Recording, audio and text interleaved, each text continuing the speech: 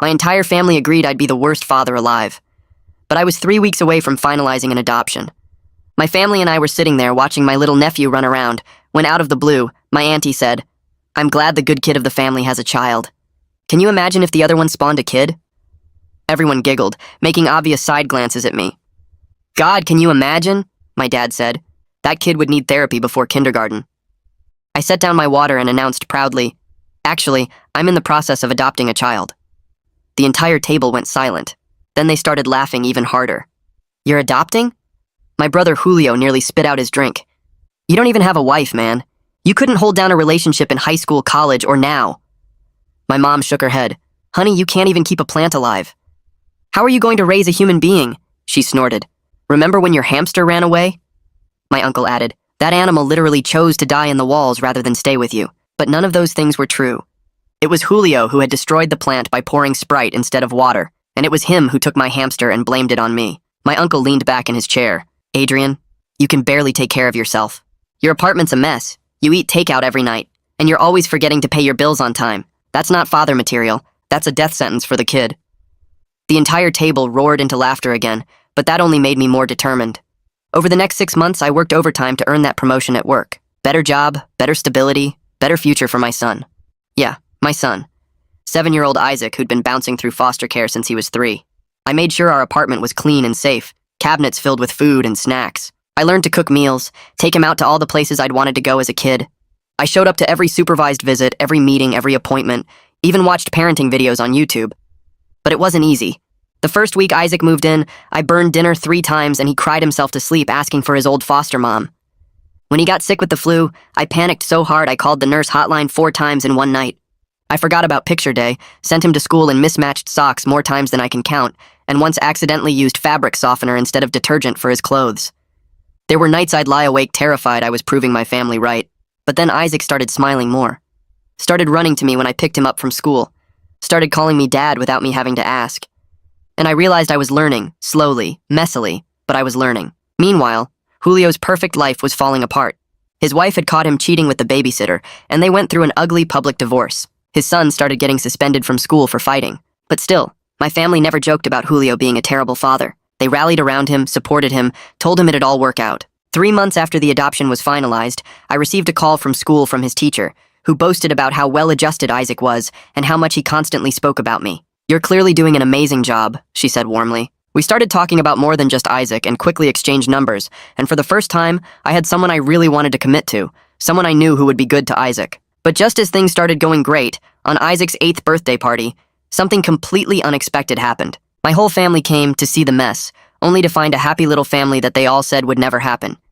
None of them could look me in the eye until my brother Julio stumbled in drunk and upset. He looked at me holding Isaac's hand while we cut the cake, and something in him just broke. "You think you're so perfect now?" he yelled. "Playing happy family? That kid's gonna end up just as messed up as you. You're gonna ruin him just like you ruin everything." The room went completely silent.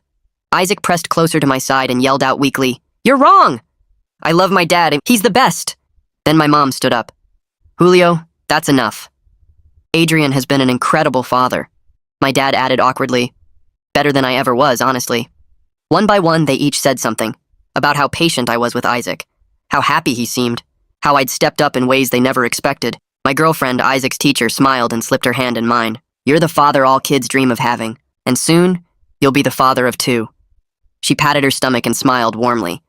The entire family crowded around, giving their congratulations while my brother Julio stood there, turning more and more red. Then something in him snapped. He started laughing maniacally. "This is insane," he said, still laughing, his eyes wild.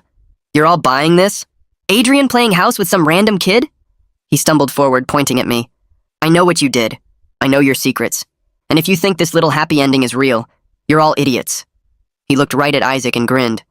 "Your dad's not who you think he is, kid." My girlfriend pulled Isaac close as Julio backed toward the door. "You'll see. You'll all see." The door slammed behind Julio, and nobody moved for a solid 10 seconds. My family just stood there staring at where he'd been, like they couldn't process what just happened. My mom opened her mouth, but nothing came out.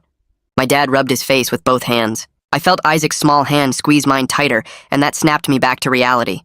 I bent down and whispered that we should go open his presents in his room, away from all the grown-up stuff. He nodded and we walked down the hallway while I heard my auntie start saying something about Julio needing help.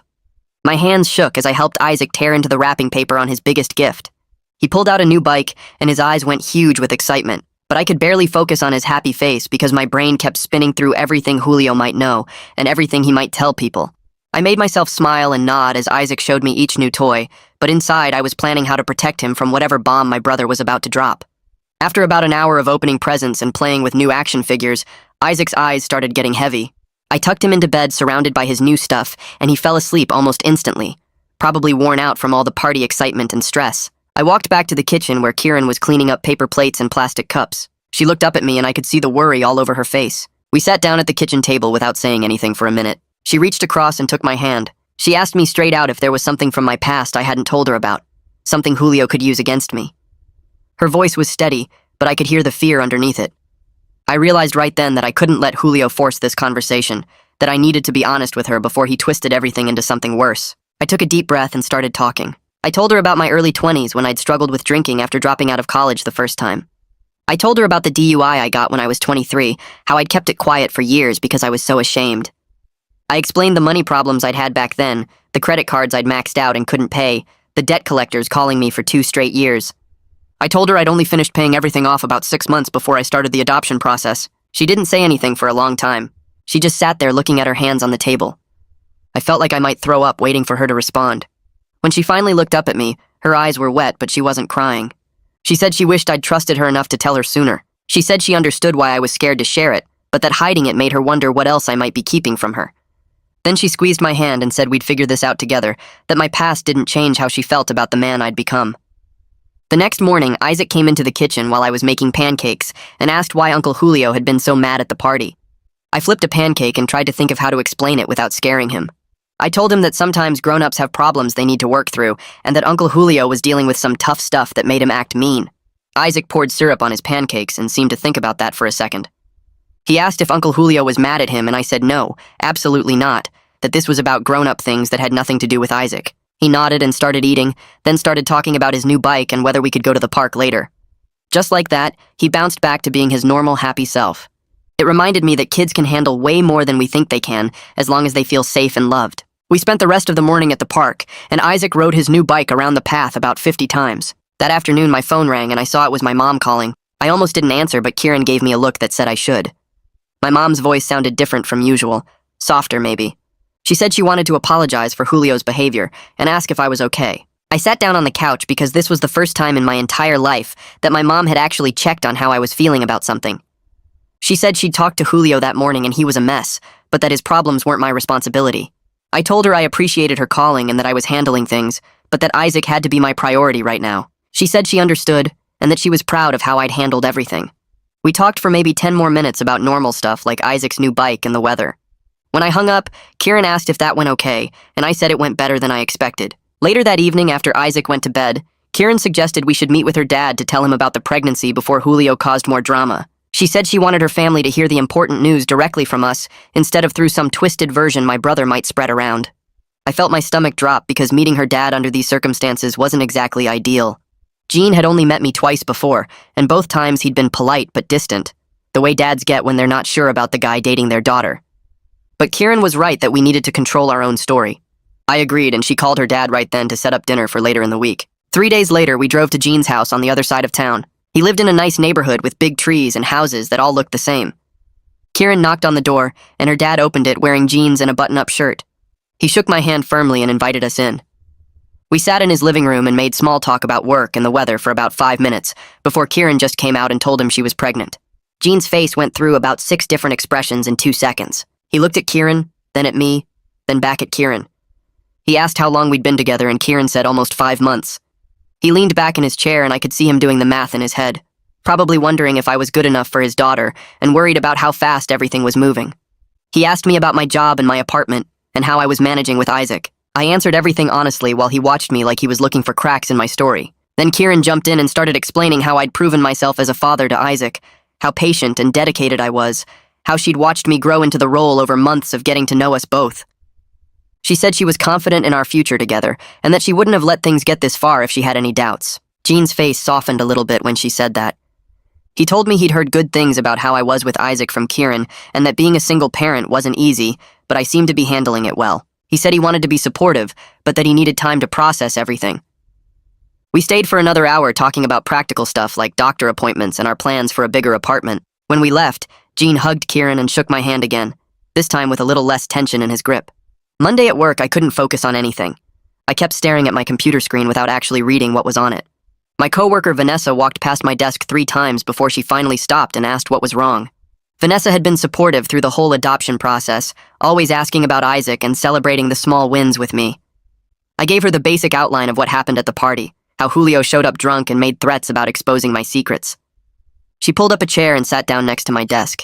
She reminded me that I'd overcome way worse challenges than a jealous brother, that I'd built a good life despite my past mistakes, and that the people who mattered knew who I really was.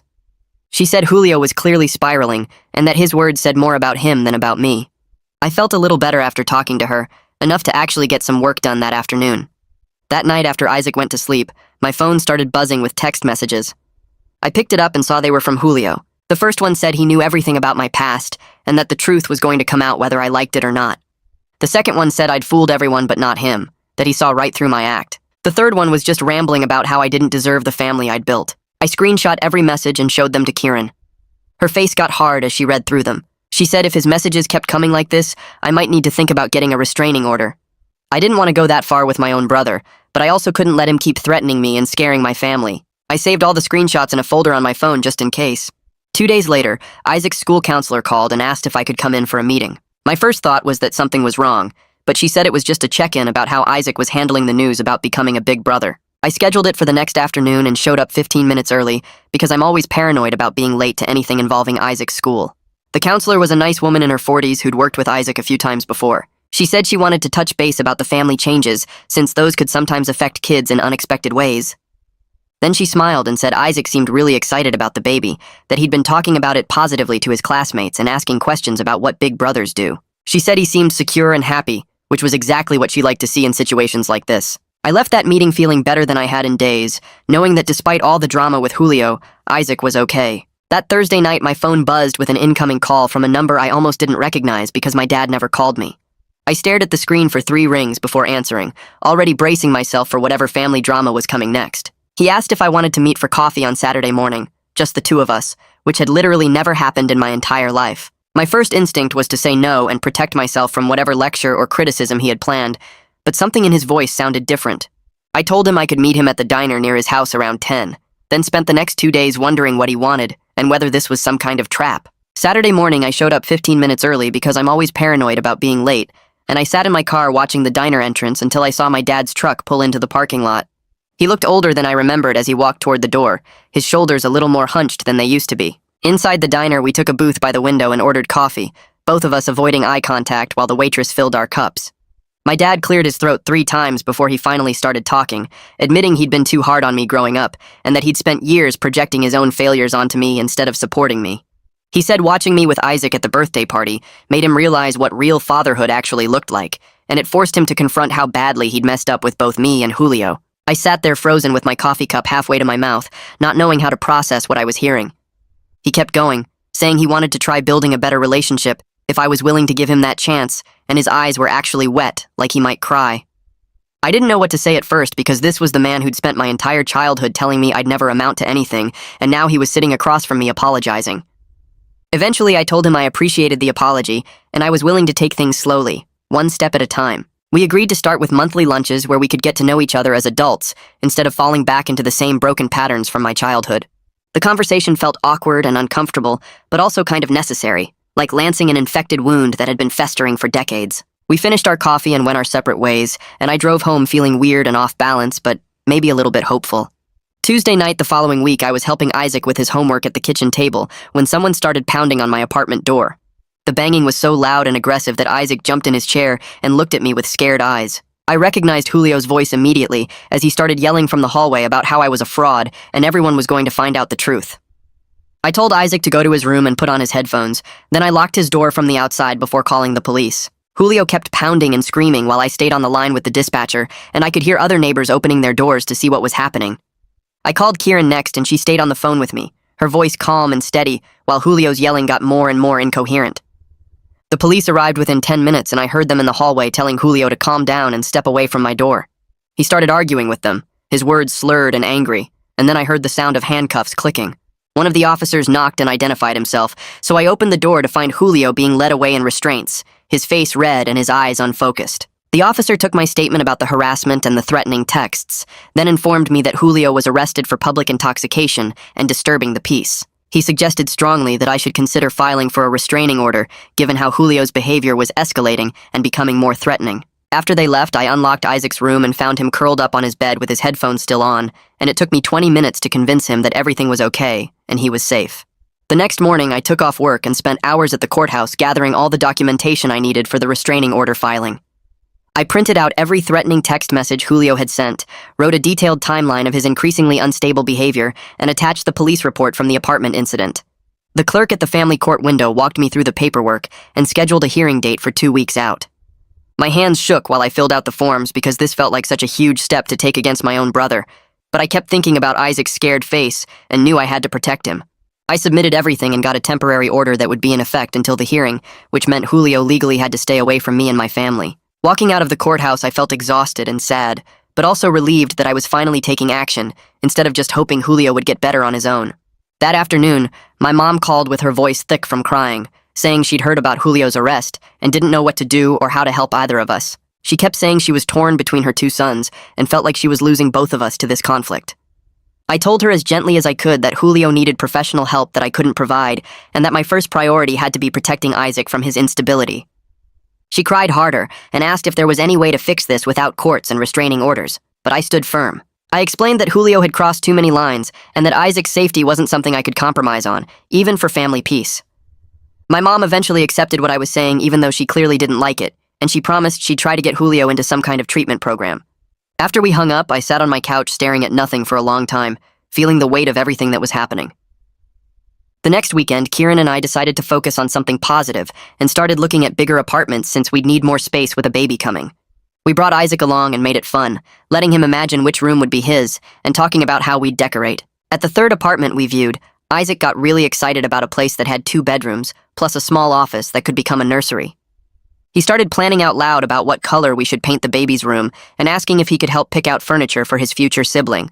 Watching him get so invested in our growing family made all the stress with Julio feel more manageable, like we were building something real that nobody could take away from us. We put in an application for that apartment that same day and crossed our fingers that we'd get approved. 2 weeks later, I sat in the courtroom waiting for the restraining order hearing to start, with Kieran beside me and a folder full of evidence on my lap. Julio showed up 10 minutes late looking disheveled and angry, with wrinkled clothes and uncombed hair. He was representing himself and immediately started rambling to the judge about how I was manipulating everyone and destroying our family. The judge let him talk for about 2 minutes before cutting him off and asking to see my documentation. I handed over the police report, the screenshots of threatening texts, and my written statement about the escalating harassment. Julio tried to interrupt several times, but the judge told him firmly to wait his turn. After reviewing everything, the judge granted my request for a 1-year restraining order, stating that the documented harassment and police involvement showed a clear pattern of threatening behavior. Julio's face turned red and he started to argue, but the bailiff stepped forward and the judge warned him that any violation would result in immediate arrest. Walking out of that courtroom, I felt safer than I had in weeks, even though I knew this was just going to make Julio angrier. 3 days after the hearing, my auntie called asking me to drop the restraining order because it was tearing the family apart. She said everyone was upset and taking sides and that I was making things worse by involving the courts in family business. I told her firmly that Julio's behavior was what caused the problems, not my response to protect my family from his instability. She pushed back, saying I was being too harsh and that Julio just needed time and support, but I refused to back down. I explained that Isaac had nightmares after the apartment incident and that his sense of safety mattered more than keeping family peace. My auntie went quiet for a minute, then said she understood even though she clearly wasn't happy with my answer, and she hung up without saying goodbye. I knew this meant more family drama was coming, but I didn't care anymore because Isaac's well-being was the only thing that mattered. The following week, I had my scheduled post-adoption check-in with Isaac's social worker, and I decided to be completely transparent about everything happening. I disclosed the whole situation with Julio, including the restraining order and the apartment incident, and I also told her about my past DUI from my early 20s that I'd kept quiet about for years. She listened carefully and took notes, then surprised me by saying my transparency showed good judgment and responsibility. She pointed out that I'd been sober for years, that I'd built a stable life, and that my immediate action to protect Isaac from Julio demonstrated exactly the kind of parenting instincts she liked to see. She noted everything in her file and said there were no concerns about Isaac's placement, which made me feel like I could finally breathe again. Walking out of that meeting, I realized that being honest about my past and my current struggles was actually making me a better parent, not a worse one. 2 weeks later, Kieran and I sat in the waiting room at the women's health clinic for her first ultrasound appointment. Isaac was at the school and I kept checking my watch even though we had plenty of time. The nurse called Kieran's name and we followed her back to a small dim room with an ultrasound machine. Kieran lay back on the exam table and lifted her shirt while the technician squirted cold gel on her stomach. The screen flickered to life and suddenly there it was, this tiny flickering blob that was our baby. The technician pointed out the heartbeat and measured different parts while typing notes. I stared at that screen thinking about how a year ago, my family laughed at the idea of me being a father. Kieran reached over and squeezed my hand without looking away from the monitor. She leaned close and whispered that she was proud of me. My eyes got wet and I had to blink a few times because I didn't want to cry in front of the technician. We left with printouts of the ultrasound images and I tucked them carefully in my wallet. The following Saturday, Gene Mercer called and asked if I wanted to go to a baseball game with him, just the two of us. I said yes, even though it felt like some kind of test. We met at the stadium and found our seats in the upper deck. Gene bought us hot dogs and beer, though I stuck with soda. For the first few innings, we just watched the game and made small talk about the players. Then during the 7th inning stretch, he asked about my job. I told him about the promotion I'd earned and how the stability helped during the adoption process. He nodded and asked what my plans were for the future. I explained I wanted to provide for Kieran and both kids, maybe eventually buy a house with a yard. He asked direct questions about my commitment to his daughter and whether I understood what I was taking on. I met his eyes and told him I'd never been more sure about anything in my life. By the 9th inning, he seemed more relaxed. He clapped me on the shoulder when our team scored and said he was glad Kieran found someone solid. We walked back to the parking lot, and he shook my hand firmly before we drove off in separate directions. That Tuesday evening, I was scrolling through Facebook when I got a message request from someone named Maria Torres. I clicked on her profile and realized it was Julio's ex-wife. My finger hovered over the delete button, but curiosity won. She wrote that she wanted to apologize for Julio's behavior at Isaac's party. She explained he'd been spiraling since their divorce, and his drinking had gotten much worse over the past few months. She said Julio had always been jealous of me, even though from the outside it looked like he had everything. The message was long and detailed about his struggles with anger and alcohol. She said she felt guilty for not warning me sooner about how unstable he'd become. I sat there staring at my phone for a long time before typing a response. I thanked her for reaching out and told her I appreciated the apology, but I made it clear I couldn't help Julio until he helped himself. I explained that I had to prioritize my own family's safety, especially Isaac's. She responded quickly saying she completely understood. She wrote that she was trying to protect their son from Julio's problems too. We messaged back and forth a few more times and found unexpected common ground in our situations. Both of us had kids to protect from Julio's mess. Before logging off, she wished me luck with the new baby and said Isaac was fortunate to have me. The next morning, Isaac sat at the breakfast table pushing cereal around his bowl. He looked up at me with those big, serious eyes and asked why we hadn't seen Uncle Julio in a while. I set down my coffee and chose my words carefully. I told him that Uncle Julio was dealing with some grown-up problems and needed space to work on getting better. Isaac nodded slowly like he was processing this information. Then he asked if Uncle Julio was sick. I said, sort of, that sometimes adults have problems they need to fix before they can be around other people. Isaac was quiet for a minute, then asked if we could send Uncle Julio a card to help him feel better. Something in my chest tightened at how kind and pure that question was. I told him that was a really nice idea, and we could make one together this weekend. At work on Thursday, Vanessa stopped by my desk during lunch break. She had that excited look on her face like she was bursting with news. She told me there was an opening for a senior position in our department. Better pay, better benefits, more responsibility. She said I should apply because she thought I had a real shot at getting it. I pulled up the job posting right there and started filling out the application. For the first time in my life, I felt actually confident in my abilities. Not fake confidence to cover up insecurity, but real solid belief that I could handle this. I submitted the application before the end of the day, and Vanessa gave me a thumbs up from across the office. Friday afternoon, my mom called while I was picking Isaac up from the school. She asked if Kieran, Isaac, and I would come to Sunday dinner at her house. Her voice sounded almost nervous, like she expected me to say no. I told her we'd be there, and she seemed relieved.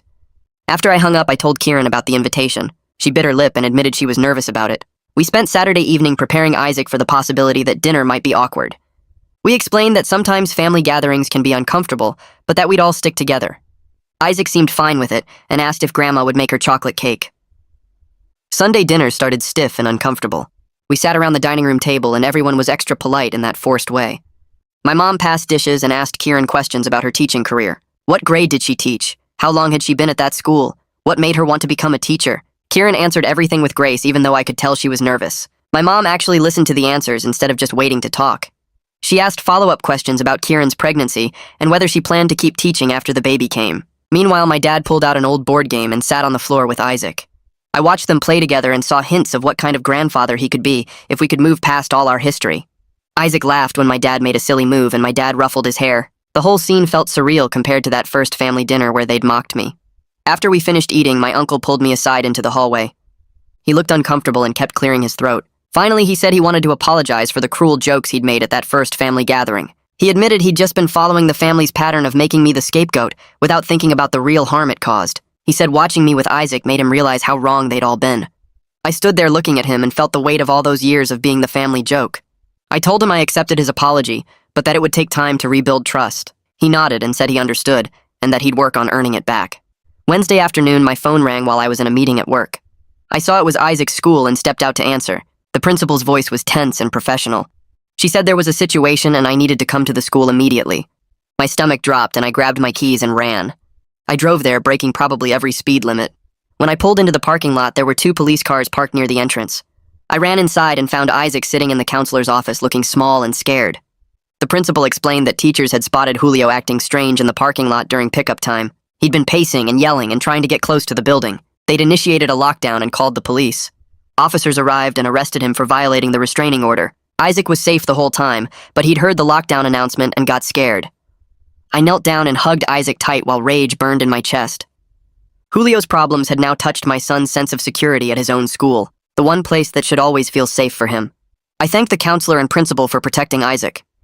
Then I carried him out to the car and drove home, my hands shaking on the steering wheel the entire way.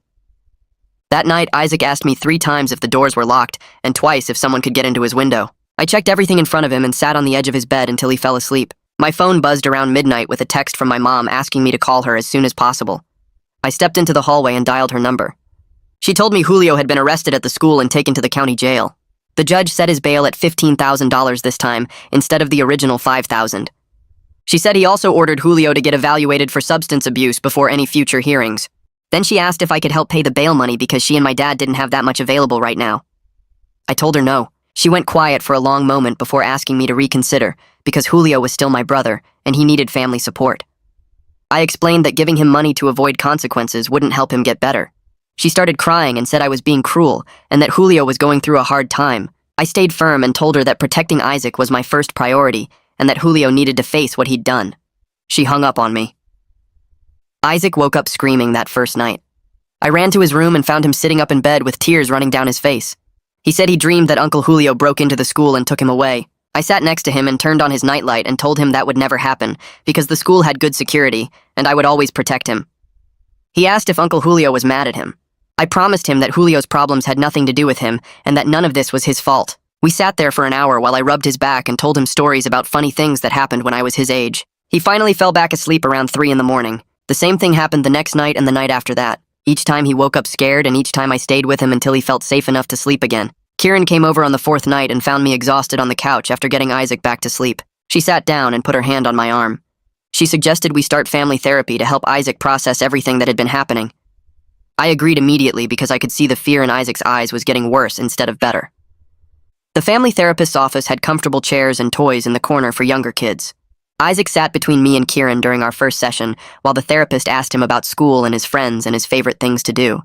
Then she gently asked about the scary thing that happened at the school. Isaac looked down at his hands and said he heard the lockdown alarm and got really scared.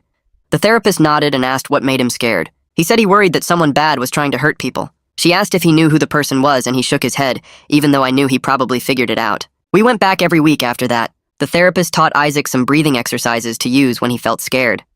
She also taught me better ways to reassure him without accidentally making his fears bigger. Kieran joined some of the sessions to show Isaac that she was part of our family team and that she would help keep him safe too. After about a month, Isaac's nightmares started happening less often.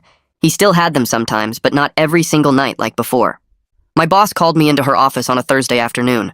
I walked in expecting another project assignment, but instead she told me I was promoted to senior analyst. The position came with a $20,000 raise and better health insurance that would cover more of the pregnancy costs. She said I'd earned it through consistent hard work and reliability over the past 2 years. I thanked her and tried to keep my expression professional, but inside I felt like jumping up and down. That evening, Vanessa insisted on taking me out to celebrate. We went to a bar near the office and she ordered a beer while I stuck with soda. She raised her glass and made a toast to my success and to proving everyone wrong about what I could accomplish. I clinked my glass against hers and felt grateful to have a friend who'd supported me through the whole adoption process and everything with Julio. My mom called 2 weeks after Julio's arrest to tell me about his court-mandated evaluation results. The evaluator determined he had a serious alcohol problem and recommended inpatient treatment. The judge ordered him to complete a 30-day rehab program at a facility about an hour away. My mom said Julio had finally agreed to go after fighting it at first. She sounded hopeful that this might actually help him turn things around. I felt a small flicker of hope too, but I wasn't ready to let my guard down or trust that 1 month would fix years of problems. I told my mom I was glad he was getting help, but that I needed to see real long-term change before I'd consider letting him back into Isaac's life. She said she understood even though I could hear the disappointment in her voice. Kieran and I spent 3 weekends looking at apartments in our price range. Most of them were too small or in bad neighborhoods or had landlords who seemed sketchy. Then we found a 3-bedroom place on a quiet street in the same school district where Isaac already went. It had a small fenced yard in the back and enough space for Isaac to have his own room and for us to set up a nursery for the baby. The kitchen was updated and the landlord seemed reasonable when we met him. We signed the lease that same day. Isaac came with us to see it before we signed, and he ran from room to room getting excited about having a bigger space. He picked out which room he wanted and started planning where he'd put his toys and his bed. Watching him happy and excited made all the apartment hunting worth it. Moving day came faster than expected. I'd packed up most of our stuff over the previous week, but there were still boxes everywhere when my dad showed up that Saturday morning. He'd never offered to help me move before, so I was surprised when he called and asked what time to arrive. We worked together carrying boxes down the stairs and loading them into the moving truck I'd rented. He didn't say much at first, but as we carried a heavy bookshelf together, he told me he was proud of how I'd handled everything with Julio. He said I'd shown more strength and better judgment than he ever had. Then he admitted he'd been wrong about my abilities as a father and wrong about a lot of things when I was growing up. We set the bookshelf down in the truck and I thanked him for saying that. It wasn't a complete repair of our relationship, but it felt like a real start. Jean showed up at the new apartment the following weekend with a woman I'd never met before. Kieran introduced her as her mom, and I shook her hand feeling suddenly nervous about making a good impression. They brought housewarming gifts including kitchen supplies and a gift card to a local grocery store. Kieran's mom immediately started asking Isaac about school and his favorite subjects and whether he liked to read. He warmed up to her quickly and showed her his new room.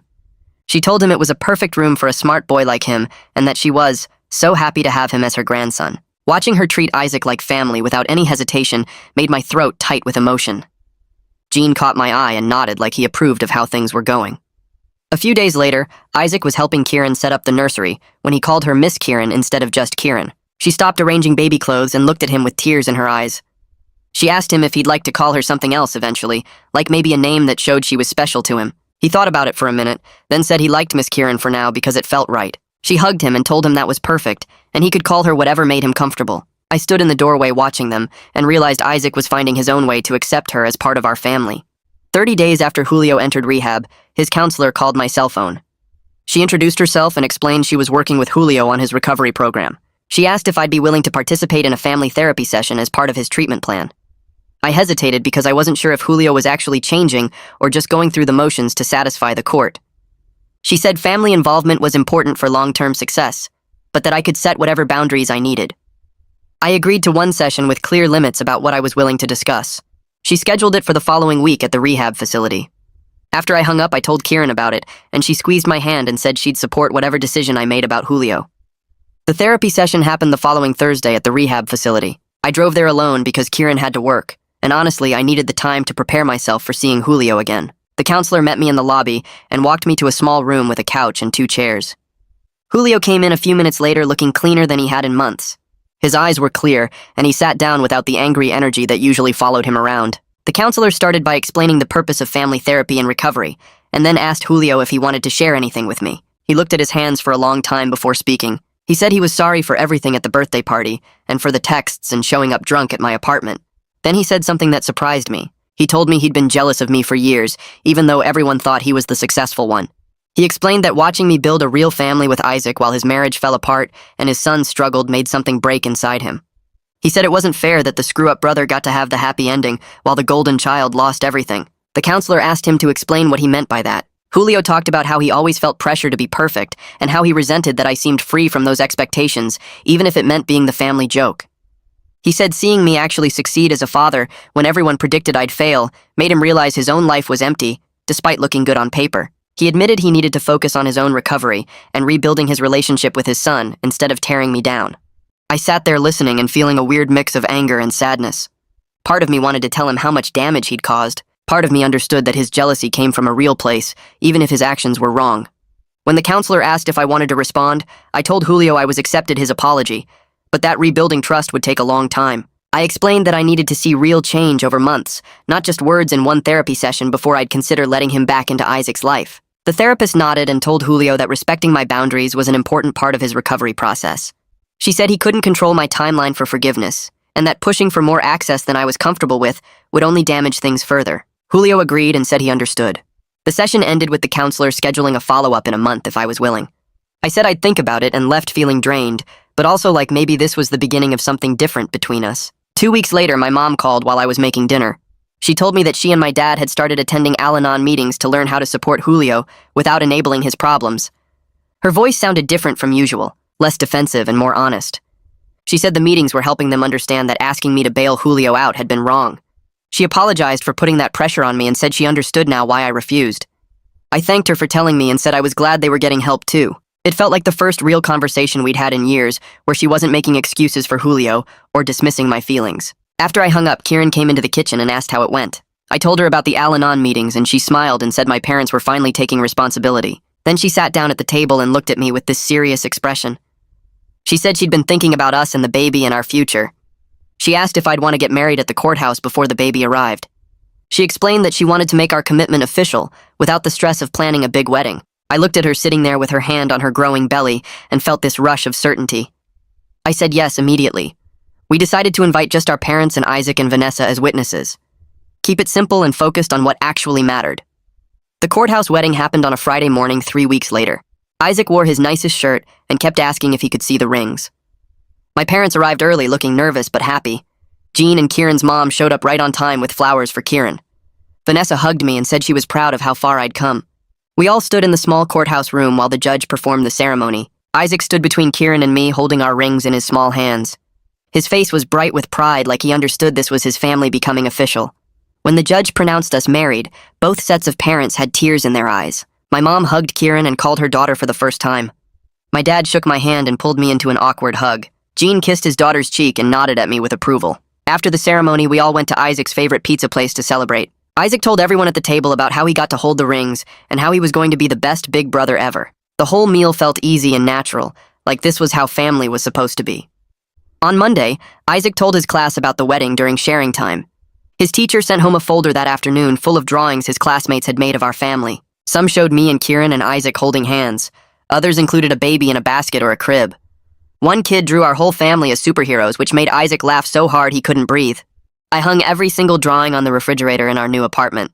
Looking at them made me think about how much community support we'd built without even trying. These kids knew Isaac's story and they celebrated our family anyway. A card arrived in the mail the following week with Julio's handwriting on the envelope.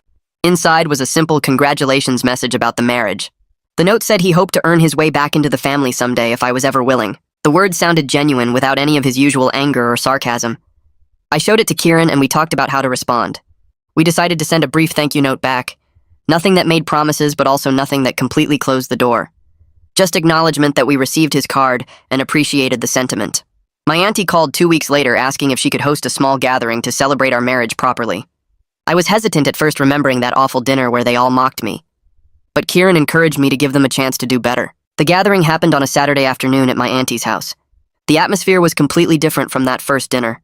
People asked real questions about my job and my life with Isaac.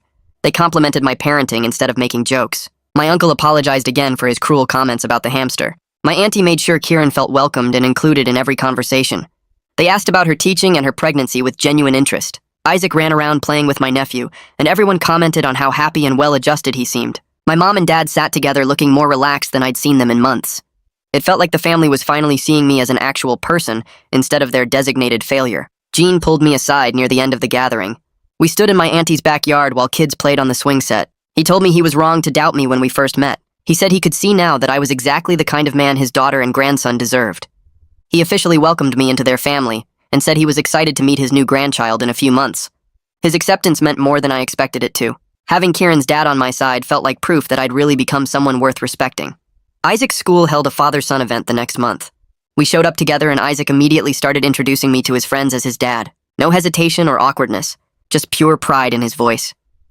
Other parents came up to talk to me throughout the event. Some of them knew our adoption story from the school newsletters or from their kids.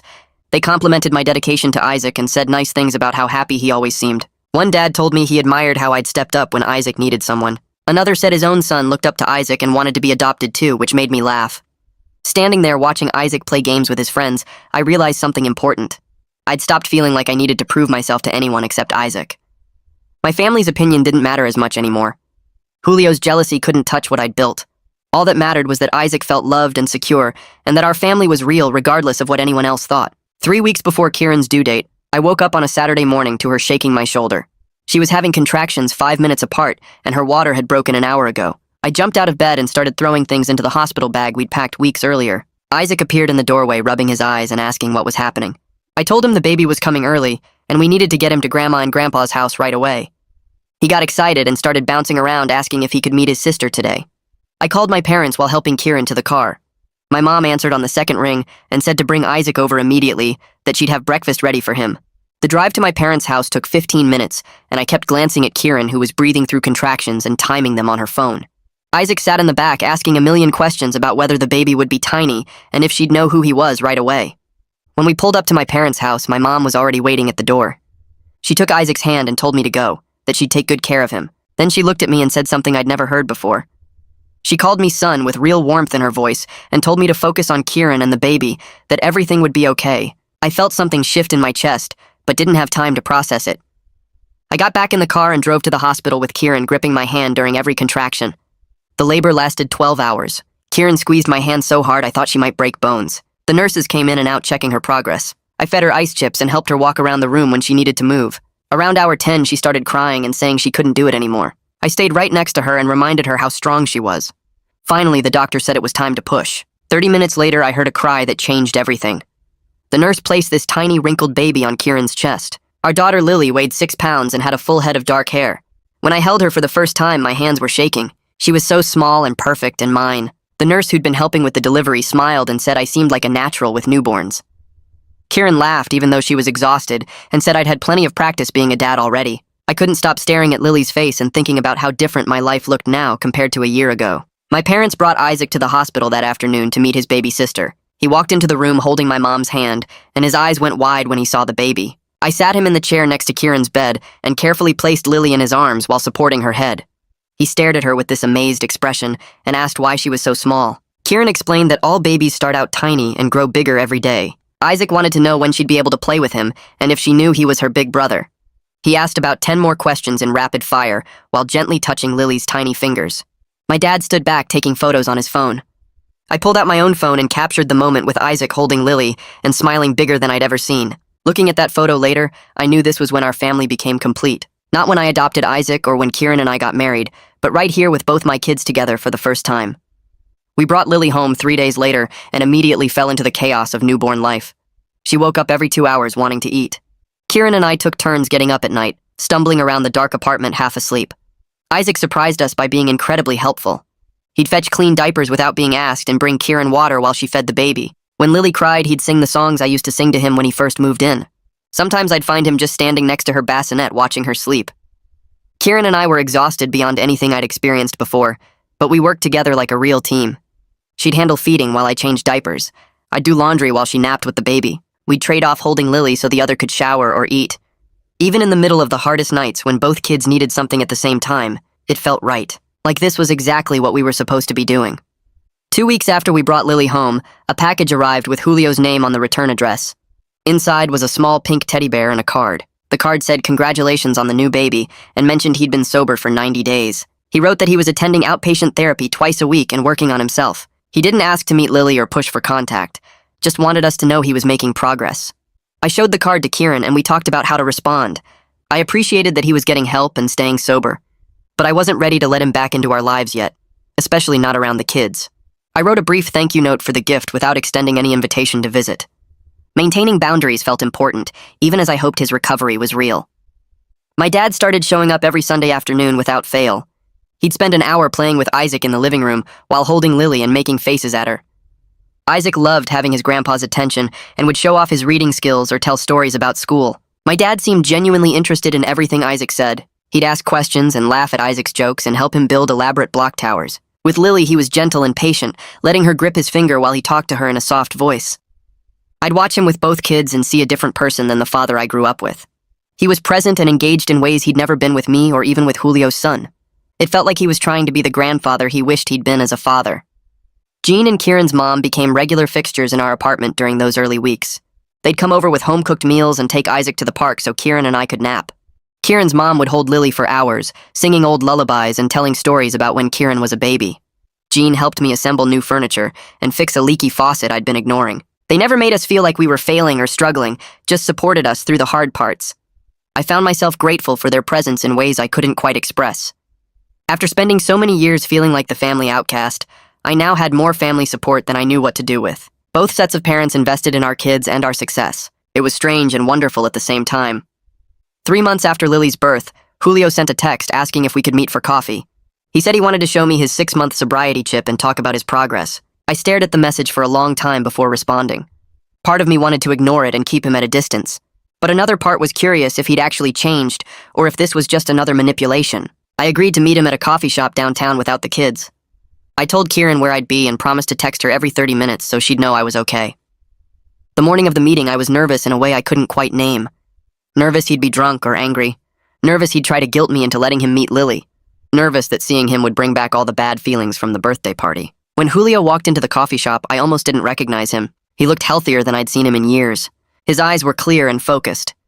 He'd gained some weight back and his skin didn't have that gray tint anymore. We sat down at a corner table and he pulled out a silver chip from his pocket. 6 months sober.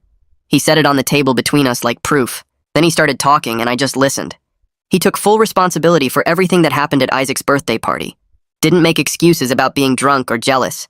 Just owned that his behavior was wrong and hurtful. He talked about therapy and AA meetings and learning to deal with his anger. He mentioned rebuilding his relationship with his own son, taking it slow and proving he could be reliable. He said he understood if I never trusted him around my kids, that he'd earned my distrust and it would take years to rebuild anything between us. But he wanted me to know he was genuinely trying to become a better person. Not for me or for anyone else, but for himself. I sat there processing everything he said before responding. I told him I could see his progress and I was glad he was getting help. That seeing him healthy and clear-eyed gave me hope he might actually maintain his sobriety this time.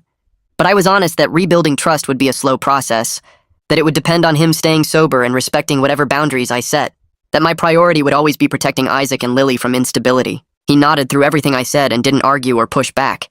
He said he was willing to do whatever it took for as long as it took.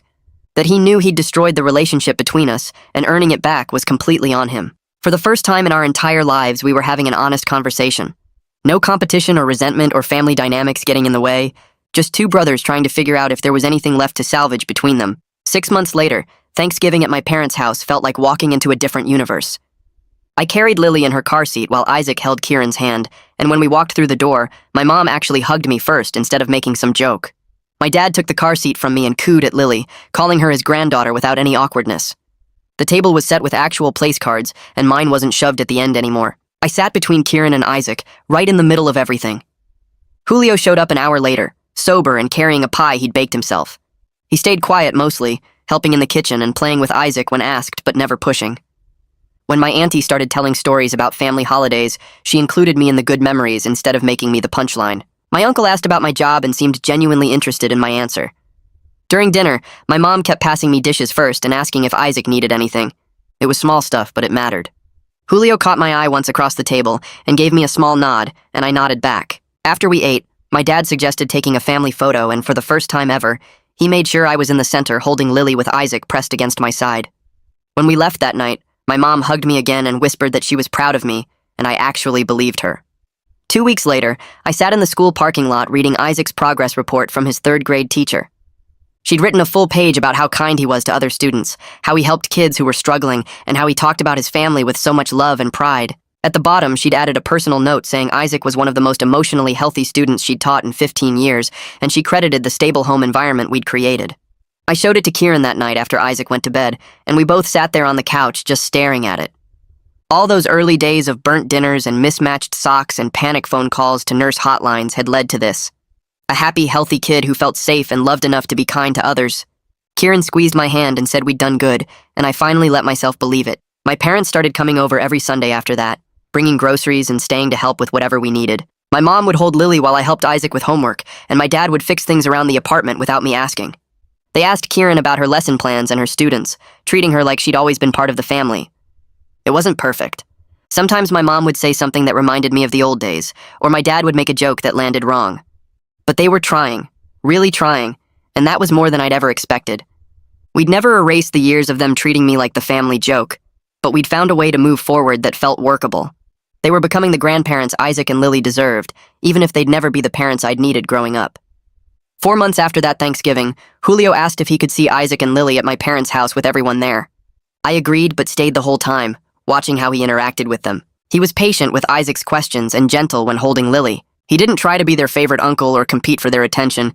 He just showed up and was present and appropriate. Over the next few months, he kept proving himself reliable. He came to Sunday dinners sober, helped my parents with projects, and never once pushed for more access than I was comfortable giving. He sent Isaac birthday cards and asked about school without making it weird. Slowly, carefully, I started trusting him around my kids for short visits while I stayed nearby. He never complained about my caution or tried to rush the process. He understood he'd destroyed the trust between us, and that earning it back was completely on him. When Isaac's 9th birthday rolled around, almost exactly a year after that disaster party, we threw a celebration at our apartment with both sides of the family. The place was packed with people, but the atmosphere was completely different. Jean and Kieran's mom brought a huge cake they'd decorated themselves. My parents arrived early to help set up. Julio came with a thoughtful gift he'd clearly put effort into choosing. Everyone sang happy birthday without any tension or undercurrent of judgment. Isaac blew out his candles while kids from his class ran around playing games. Kieran held Lily on her hip and helped serve cake. My mom and Kieran's mom chatted in the kitchen like old friends. My dad and Jean stood together watching the kids play, both of them smiling. Julio stayed appropriate the whole time, talking with family members and helping clean up without making anything about himself. When I looked around the room, I realized we'd actually built something real here. Something that lasted despite all the obstacles and doubts and drama. Late that night, after everyone left and Isaac finally crashed from his sugar high, I stood in the doorway of his room watching him sleep. Kieran came up behind me with Lily drowsy in her arms, and we just stood there looking at our family. I thought about that dinner table years ago, when they all laughed at the idea of me adopting. About my dad saying any kid of mine would need therapy before kindergarten. About my uncle joking that I couldn't even keep a hamster alive. They'd been so wrong about me, and I'd been so right to prove them wrong. My life wasn't perfect. My family relationships were still complicated and probably always would be. But I'd built exactly the kind of loving home I'd always dreamed of. Isaac was happy and healthy and kind. Lily was growing up surrounded by people who loved her. Kieran and I were partners in every sense of the word. My parents were trying to be better. Julio was working on himself. And me? I was just a dad doing his best, which turned out to be more than enough.